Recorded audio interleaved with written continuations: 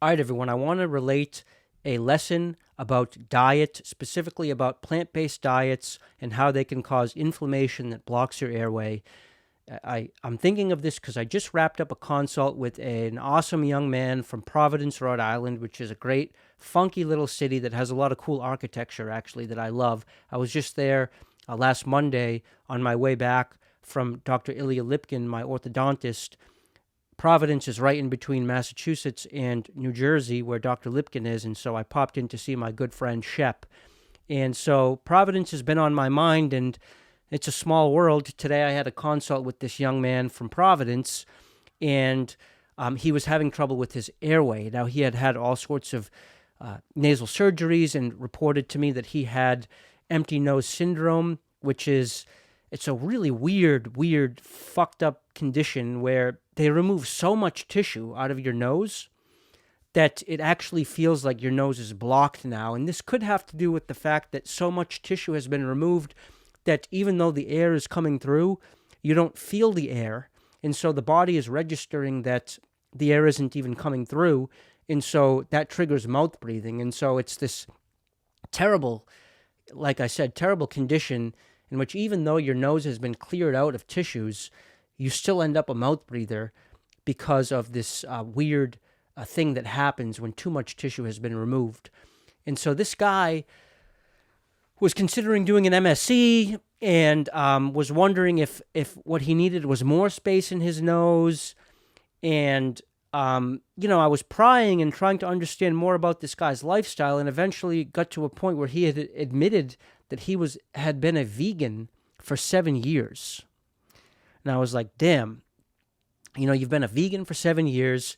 You have this weird sense that your airway is blocked. Your tissues feel enlarged, inflamed. Your throat seems blocked. Your nose seems blocked. And you've been on this plant-based diet for 7 years. And I'm thinking to myself, the first thing that this guy has to do before he considers doing any nasomaxillary expansion via MSc, the first thing this guy's got to do is he's got to try something different with his diet. Now, I'm not a hardliner when it comes to diet, although I will admit I'm a 75% carnivore guy.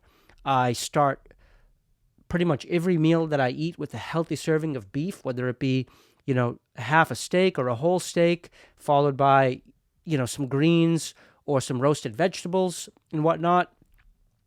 I am you could say a carnivore myself, and so I'm partial to these low-carb, animal-based diets, and it's worked wonders for me in terms of my energy levels and my body composition.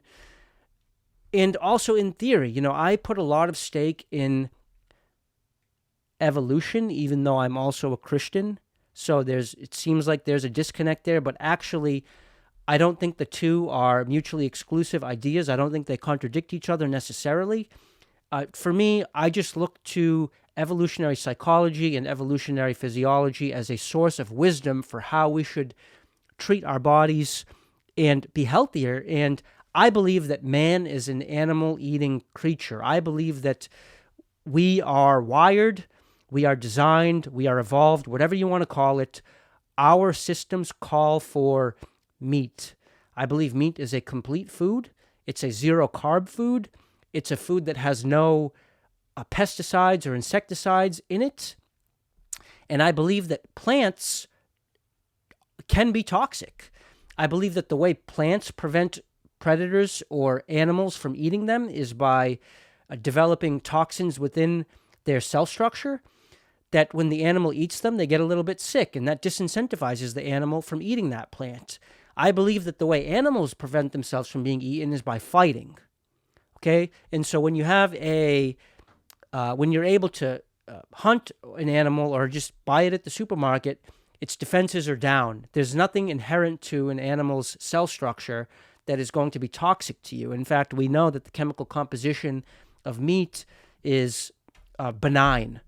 Now, there's some people who assert that eating meat is bad for heart health. I don't buy that. And I just go off of what works for me. I've tried plant-based diets, and the purpose of this video is not to argue the scientific merits of animal versus plant-based diets. I would say just try both and see what works for you. For me, animal-based works. But what I recommended for this guy was, look, I know that you've been part of this vegan tribe for a long time, and it feels weird to think of leaving that kind of ideology. But you've got to try something, brother, because nasomaxillary expanders for people who've had nasal soft tissue surgeries is very tricky. And I've heard whispers of certain MSE providers not even willing to do MSE on people who've had soft tissue nasal surgeries, because when you split the maxilla, which is also the floor of the nose, it can take a disrupted nasal cavity where the soft tissue has already been manipulated by the surgeon's knife, and it can screw it up even more. It's unpredictable. Okay, it's chaotic to disrupt the nasal floor when a nasal surgery has already been done. It's tricky. It can cause more problems and potentially even the need for another nasal surgery, which for this guy, he's already experiencing, ENS, empty nose syndrome. Another nasal surgery is probably a dreadful thought for this guy. So I said, look, bro, the first thing you've got to do here is you've got to try something different dietarily. It could be the case that this vegan diet of yours is putting you into a state of chronic inflammation. And airway health is not a game of inches, okay? It's a game of millimeters. In the movie Any Given Sunday, Al Pacino says to his football team, he says, this is a game of inches. Football is a game of inches. Airway health is not a game of inches. It's a game of millimeters. And so if you can reduce bodily inflammation a little bit, if you can get a 25% reduction in bodily inflammation, that could make all the difference for your airway. And a shift attempting, I recommended 60 days. I said try carnivore diet until the new year, till January 1st. And it doesn't even have to be 100% carnivore. Give me 60% or 75% carnivore. Start each meal with a steak. And then after you get that steak down, there's only so much room left, so much appetite left. Eat whatever you want. But give me a steak with each meal to start. And, he said he'd be willing to do it. The other thought that I had with this prescription for a meat-based diet for this guy was that he had put on 30 pounds in the last basically 5 or 6 years since he'd been vegan. He went from 180 to 210. And he wasn't obese by any means. He was a big dude, a big, robust bone structure. But I thought to myself, losing 30 pounds could also be the magic ticket. We know there's an association between weight gain and sleep apnea. In fact, most doctors think only fat people can have sleep apnea, which is ridiculous, and which is why 90% of people with sleep apnea go undiagnosed, because there's so many people that are thin but that have small facial structure that have sleep apnea. But we know fat people get sleep apnea because their throat fills with all that fatty tissue, and since airway is a game of millimeters, a little bit of fat can cause major obstruction in the airway. So I guaranteed him that going carnivore, which is essentially a zero carb diet, he'd lose, definitely 10 to 15 pounds in the 2 months that he was carnivore, probably more. And that too, in addition to the reduction in tissue inflammation, could be the magic ticket to getting this guy's airway to clear up and allow him to avoid potentially, that nasomaxillary expansion, because he had that prior nasal surgery, and that's a complicating factor.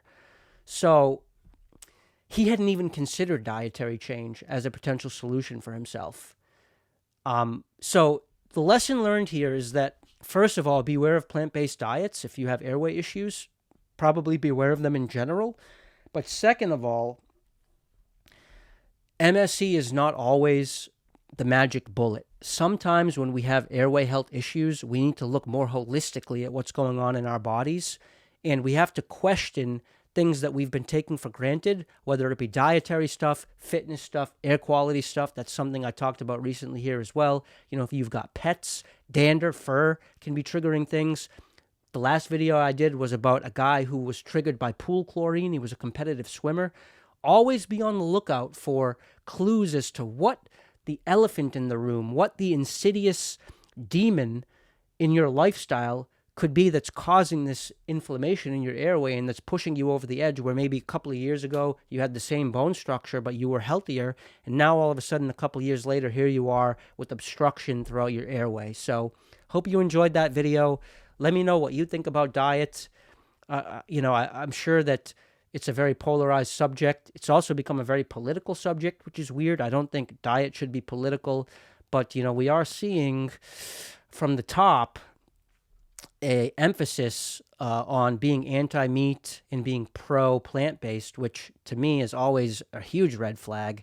In general, my advice to you is whatever the people at the top are telling you to do, you should probably do the opposite, because those motherfuckers, it seems like they want to pull our teeth, make our airways smaller, get us addicted to weed and porn and alcohol. And, I think that this bizarre kind of inversion of the truth with regards to diet, where suggesting that meat is unhealthy and that these lab-made plant products are healthy, lab synthesized plant-based products are healthy, is just beware. That's my advice to you.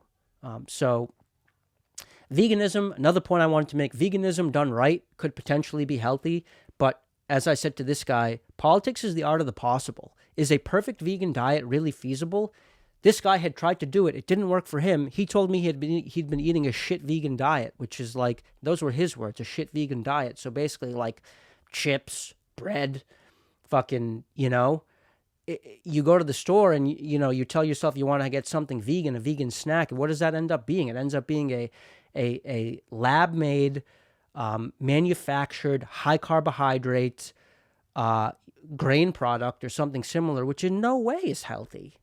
Okay, there's nothing healthy about that. So, this is not a video that's attacking perfect vegan diets, but my point is that perfect vegan diets aren't that practical. But grilling up 2 steaks in the morning and eating them over the next day and a half is super practical. It's delicious. It's nutritious. It's filling. It reduces cravings between meal. It gets your blood sugar even. Promotes muscle growth. Fits perfectly with a kind of weightlifting or training regimen that you're doing, and reduces inflammation because of the fact that, animal products usually, unless they are pasteurized dairy, which I don't recommend, meat products tend to be benign in that way. So that's it for now. Hope y'all enjoyed that. Talk to y'all soon. Peace out.